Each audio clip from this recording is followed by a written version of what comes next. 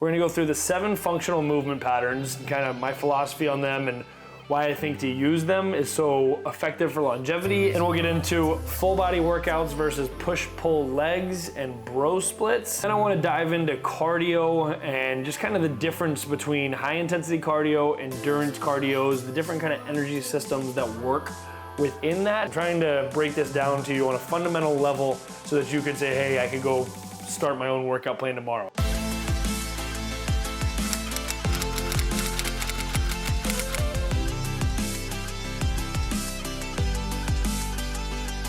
What is going on, my friends? Welcome back to another episode of the Inside Influence podcast, aka The Morning Takeaway. Here we are again using that same title and still making progress as I kind of go into a weird bout of events for my life as I'm about to pack up in Newport Beach and kind of head anywhere and everywhere and whatever sounds exciting just to experience kind of the United States and then hopefully one day be doing it internationally. But along the way, we'll be interviewing people and having people on the podcast. So just something to look forward to. And I know I keep talking about it, but it is in the mix and the wheels are turning. So that said, today I want to bring you an episode that is probably, it's not really highly requested, but because I work in the space of health and wellness and fitness in general, and just the idea of trying to provide some kind of value to you as the listener and somebody that engages with me quite often, not only on Instagram, but Snapchat and YouTube and just across the platforms that, you know, I put out my own fitness stuff and I try to put out as much value as possible each and every single day, and that's really my mission.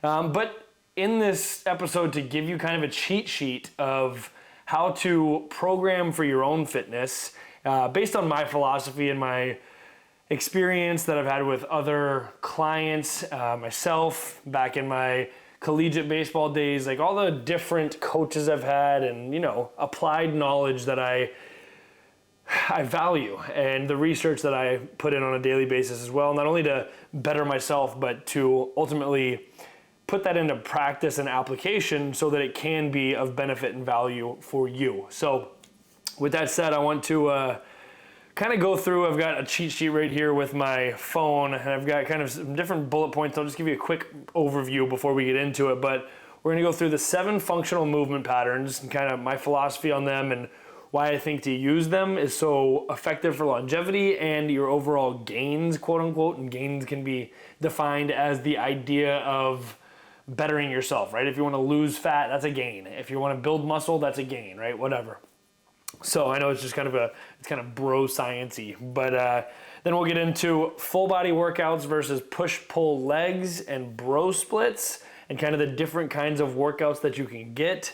And then I want to dive into cardio and just kind of the difference between high intensity cardio, endurance cardios, the different kind of energy systems that work within that. And so you can kind of just frame your mind around like, hey, this is the kind of cardio I need to do for these specific goals and just kind of break it down from there. And then we'll go into just my overall recommendations on how to program for yourself, how I program for myself. And although it might be a little bit long-winded, hopefully you can take some kind of benefit away and at least say, hey, like I need X amount of minutes of exercise per week. And I'm going to get into that at the end. So if anything, listen to the end of this episode to see my recommendations and how I would personally program everything that we're going to kind of talk about leading up there. So before we get in, I'm just realizing how non-existent my voice is, and it's kind of hard for me to project, even though it sounds like I'm screaming into the microphone. But 4th of July was this past weekend. It definitely had some, I guess, what's the word? Influence on my voice because it was loud and it was fun. It was a good time. So anyways, without further ado, let's jump into this. And I'm just going to first of all break down the 7 functional movement patterns. So in the grand scheme of things within programming for fitness and programming in general and how our bodies should move through space. Now, you could get into the different planes of motion and making sure you work through the frontal plane, the sagittal plane, the transverse plane. and get into that. But that's one step next. I'm trying to break this down to you on a fundamental level so that you could say, hey, I could go start my own workout plan tomorrow, right? So the functional movement patterns are as follows. Knee dominant, which is anything like a lunge, squat, any of those kinds of patterns. Then you've got your hip dominant, which is going to be any kind of deadlift, anything your hips are pushing back, hinging. It's the hip hinge movement. Then you've got the upper body portions. Well, the next one would be core essentially, but we'll get into that and how I break that down with unilateral movements.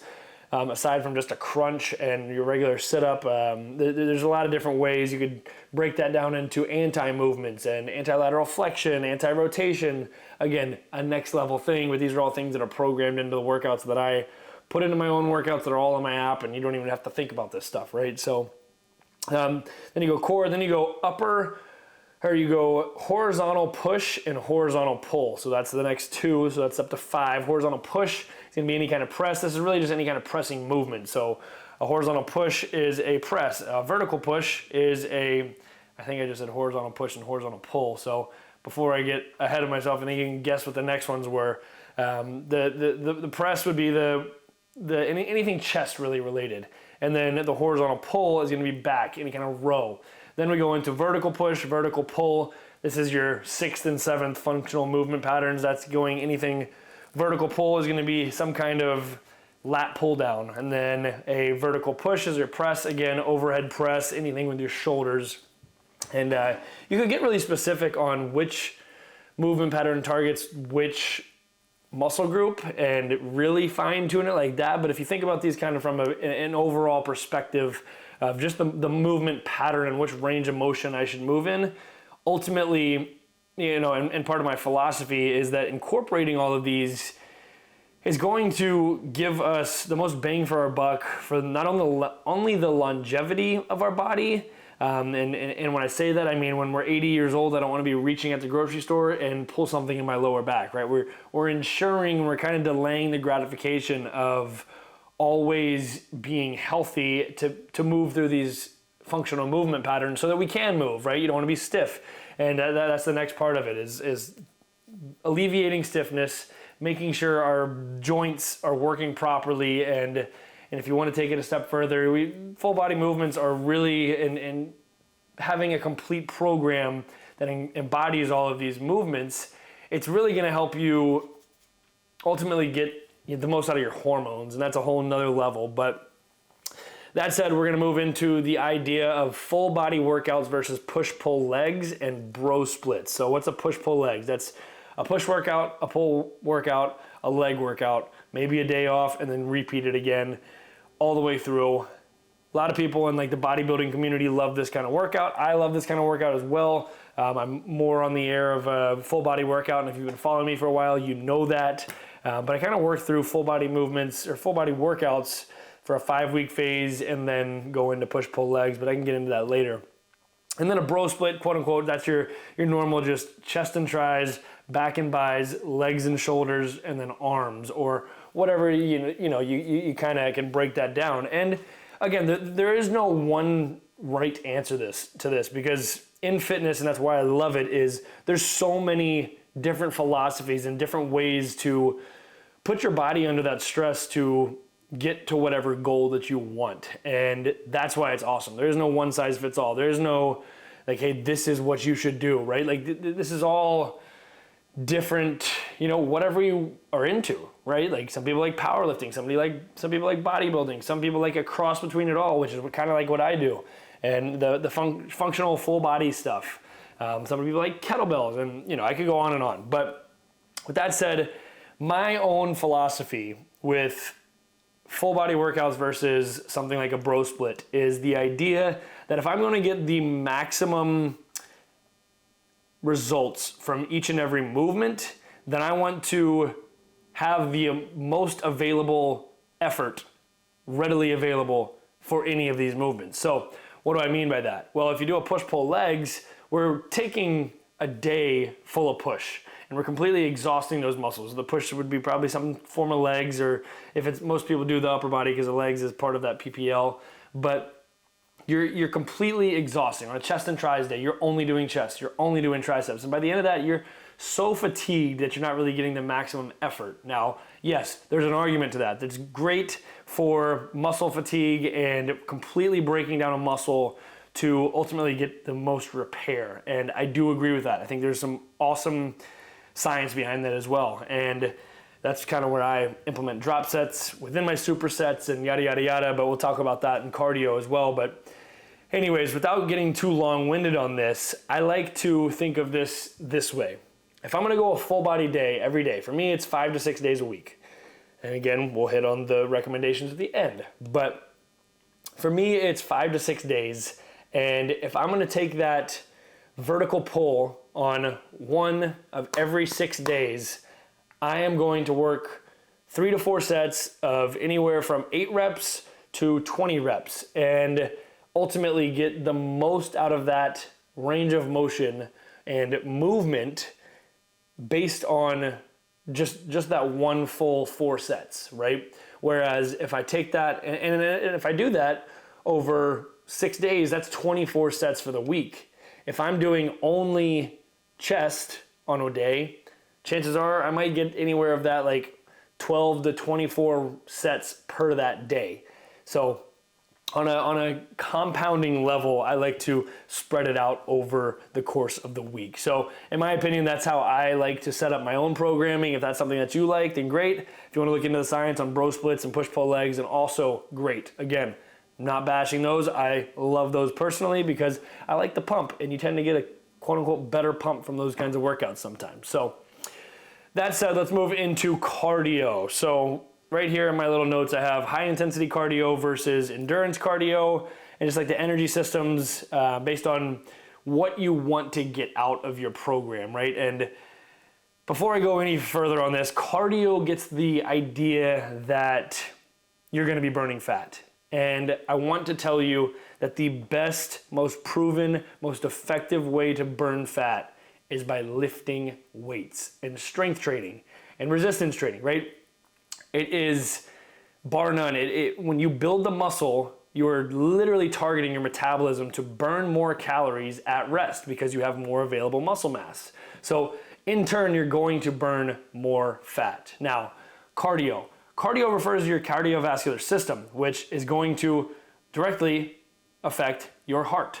We need our hearts to live. So yes, it is imperative that you do some kind of cardio. Now, when I get into the difference between the energy systems, you have your phosphocreatine system, you have your anaerobic versus aerobic system. There's so many, there's only a few, but the different ways that you can target. And again, I don't want to get too crazy deep for you, but just so you understand, if I'm a sprinter, I am Usain Bolt. You look at those kind of guys and gals, and they are shredded. Their muscles are popping out. Their veins are going crazy. They are so crazy shredded versus an endurance runner, like a marathon runner. They tend to have a little bit more quote unquote flab. And that's solely the difference in training different energy systems, because a marathon runner needs to have more fat so that it can store its food, not even fat, just less shredded, because, or a little bit more body fat is probably the right way to say it, because then their energy systems can tap into those food stores and the way their body stores their food over the longevity of their training, right? If I'm running a marathon, it's really hard to make sure that I have the energy across the span of that 2 to 4 hours of a marathon, or however long it takes you, right? Whereas a sprinter is more focused on their anaerobic system, which is going to be fast twitch muscle fibers, and it's super fast burst, right? That's why a lot of people, when we talk about high intensity cardio, a HIIT workout, that's going to help you target fat loss, because it's that 15 to 45, 15 to 30 minute range of targeting this anaerobic system, which anaerobic literally means you're out of oxygen, right? You are looking for oxygen, which the high intensity workout, I think we can all attest, you are pretty out of breath the whole time. Whereas running, you can get to a pace where you can have a conversation while you run, right? And we're not really out of breath, but we're still taxing our cardiovascular system, which is more of the aerobic system. So that said, you know, the difference between those kinds of systems, if you're looking for overall cardio impact, right? In my opinion, I am of the essence that a bike is your best friend. Go get on a bike for 30 to 45 minutes, get in an RPM level that feels pretty comfortable. You can get out of breath, you can still sweat like crazy. It's low impact, and do it, 3 times a week. And again, I'll get into the specific recommendations, but a bike is my favorite. High intensity is the best for burning fat. But it tends to be higher impact. So more impact on the joints. The longevity of that is not as high. The functionality of it is not as high, but it is really great to burn fat and kind of get that quote unquote shredded look. And it's really great too to do a high intensity workout if you're on the road or traveling or what have you, because it can be condensed down to these smaller time slots, right? Orange Theory, F45, any of those kinds of workout classes, those HIIT classes, they tend to be about 45 minutes. They suck. They're fun. You get in, you get out, and you get your work done, right?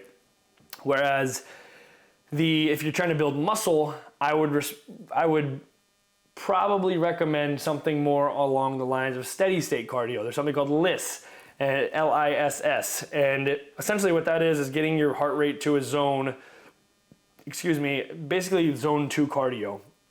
Walking is great. Walking, a lot of bodybuilders that I know, that is their cardio. You're literally just going on a walk. And I'll get into that again later, but that would also be one of the number one things that I recommend.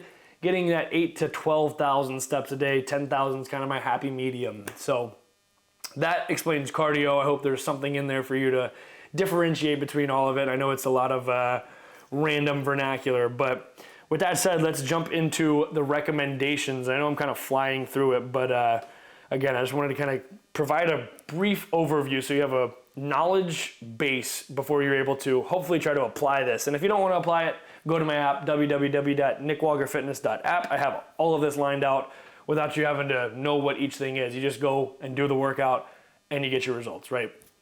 Again, nutrition has a lot to do with this as well, but we're specifically talking about programming for your physical fitness. So my recommendations, how do I program? Well, number one, I'm going to have a list of, I'm going to somehow implement all 7 functional movement patterns.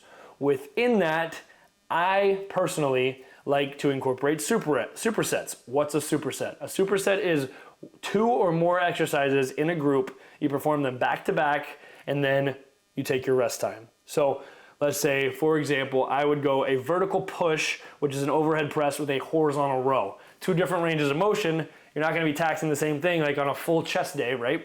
So I'm going vertical press, which is overhead, and then I'm gonna go a horizontal row.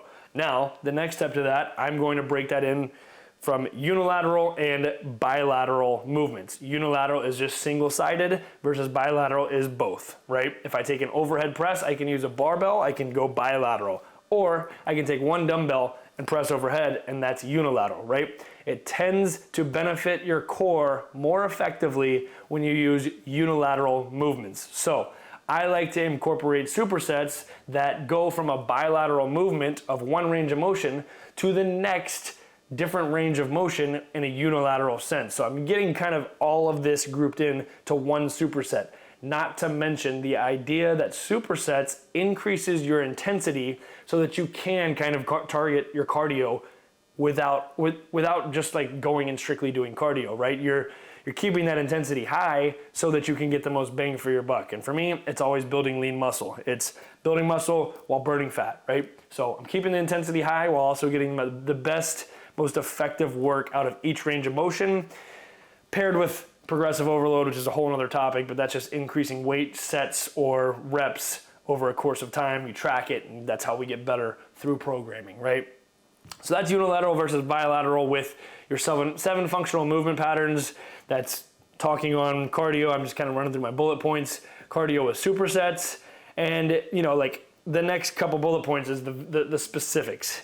How many days should you train? How many days should you do cardio? And the idea of an off day. So let's address those 3s and wrap this up. For me, I told you, I personally like to work out 6 days a week. On the 7th day, it's not an off day. I'm still doing something to improve my fitness, whether it's mobility, it's a hike, something to move my body, because that's part of recovery. I want to keep the blood flowing. Now, with that said, for the average human that is working a 9 to 5, that has maybe time crunch, that they can't direct everything, but you just want to feel good, right? My recommendation, the research that I've seen, is anywhere from 150 to 180 minutes of training per week. And that's not everything looped together. That's strictly like strength training, because again, that, in my opinion, that is the most effective form of moving your body. So 150 to 180 minutes, that could sound like a lot, but if you really break that down, let's say you were working out every day, that's just 20 to 25 minutes of exercise per day. So we take that broken down, let's do a 45-minute workout 4 times a week. That's what, an hour and a half, that's 180 minutes a week. If you took 4 45-minute workouts per week. So Monday, Tuesday, Wednesday off, quote unquote, Thursday, Friday, and then Saturday and Sunday recovery days, right? So that's the most optimal.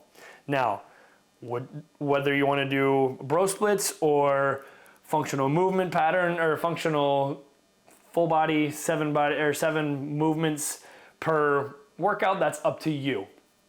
Now, with cardio, how many days a week should you try to do cardio? And that's like going out with the intention of, hey, I'm gonna ride the bike for 45 minutes, or hey, I'm gonna go do a high intensity workout, or hey, I'm gonna go walk for 30 to 60 minutes. In my opinion, and based on the research that I have read, you should be doing cardio 3 times per week. Anywhere from 2 to 4 times per week. 3 is kind of the happy medium.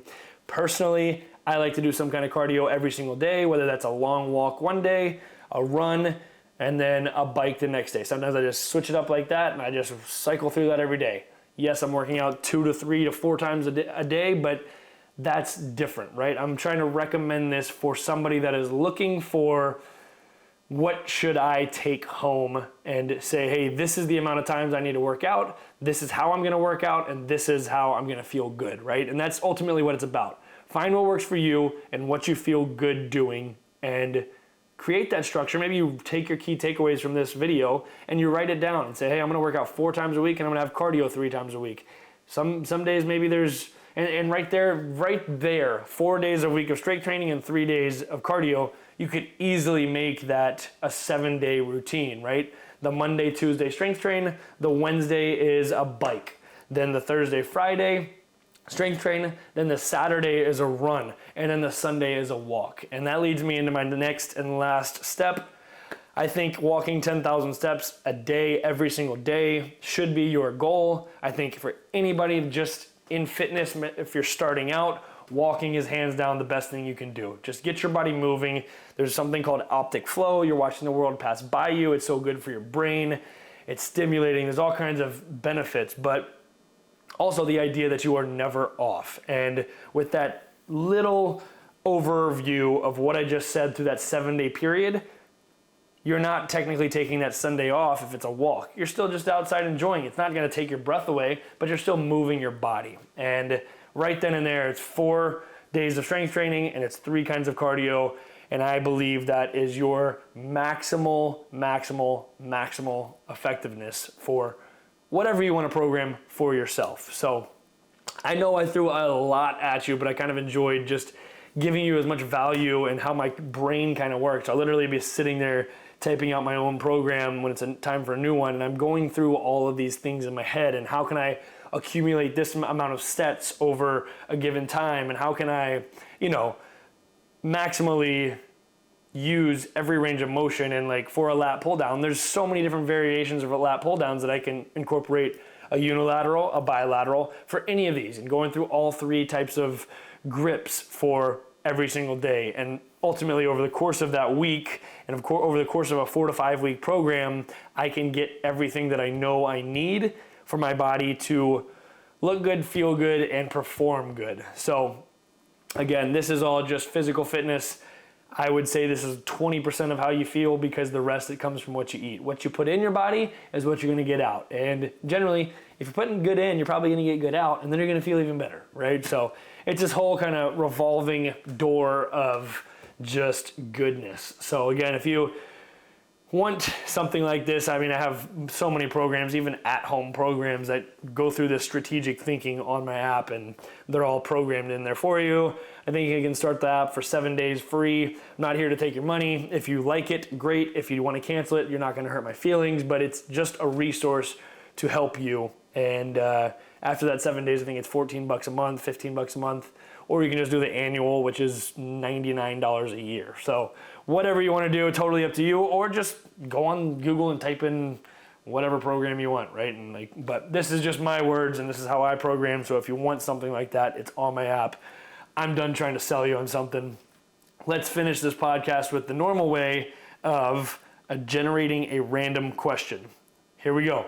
What's your good luck charm? Ooh. So this is weird. It's the first thing that came to mind, but my good luck charm in college baseball was always wearing two pairs of sliders. So like a pair of compression shorts, then a pair of sliders that was padded, right? Because when you're sliding, your bum's gonna get all jacked up, right? So I really like the compression aspect. That was kind of my thing. I was superstitious about it. Even if I had a bunch of holes in them like that, I had to have that specific pair of compression shorts. I know it's weird, but that was my good luck charm. I think today on a daily basis, my quote unquote good luck charm would just be my morning routine as a whole, because that helps me set up my day to have good luck, quote unquote, or just having an opportunity at the right time, right? So that's a whole other podcast, deep level thinking. But that is all I have for you today. I hope you appreciate something within there. If there's something that I totally just mixed those thoughts. I was going to say, and I appreciate you, but I hope you did appreciate something in here. And if you did, please share with somebody. Maybe if you have a question, leave it in the comments. Let me know. I'll be happy to answer. I'm usually replying to comments within the first 24 to 48 hours of putting these out. So again, I appreciate you watching. I hope you like, comment, subscribe, and hit the bell icon so the first one to see my videos when they come out. I hope you have an awesome freaking day. I'll see you next time, and don't forget to smile.